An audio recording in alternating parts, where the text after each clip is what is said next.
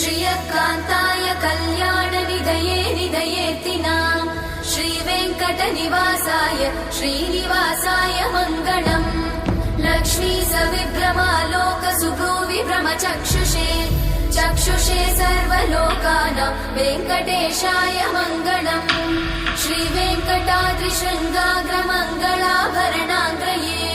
मङ्गलानां निवासाय श्रीनिवासाय मङ्गलम् सर्वावयव सौन्दर्य सम्पदा सर्वचेतसां सदा सम्मोहनायास्तु वेङ्कटेशाय मङ्गलम्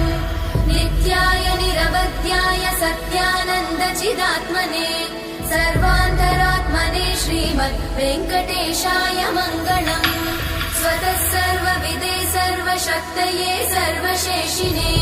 सुलभाय सुशीलाय वेङ्कटेशाय मङ्गलम्।